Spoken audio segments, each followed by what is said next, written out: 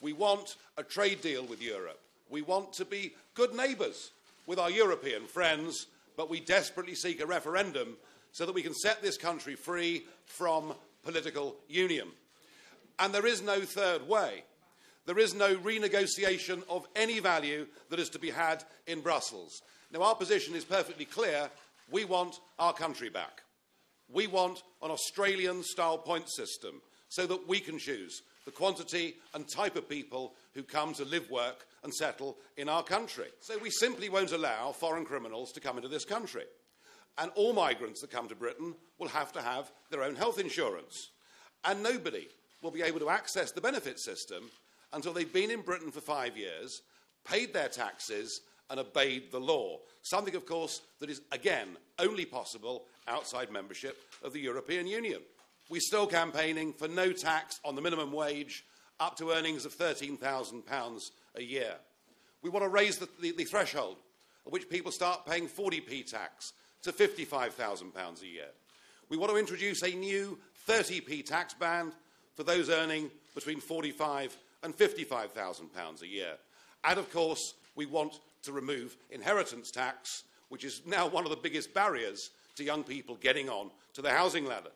We have pragmatic plans to put forward savings which, by the end of the next Parliament, would amount to £32 billion a year.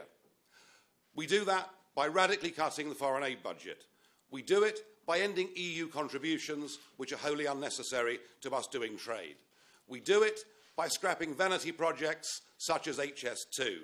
And we do it by revisiting the Barnett formula, despite the fact the other three parties are sworn to maintain it. We do it by revisiting and changing the Barnett formula to give Wales and England a better and fairer deal. UKIP is fully committed to the founding principles of the National Health Service.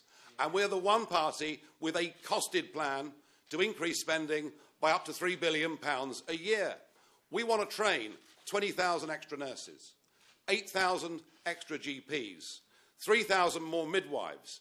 And the need to do this is great, as our rapidly increased population has put an intolerable strain on health services in this country.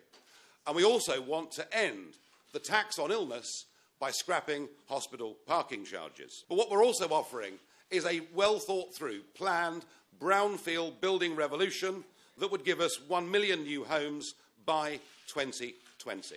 We think defence does matter. We think it's there in the hearts of the British people. And we will commit, again, fully costed, to spending the 2% that is required by NATO. We will spend 2% on our defence spending initially, but would look to increase it substantially after that.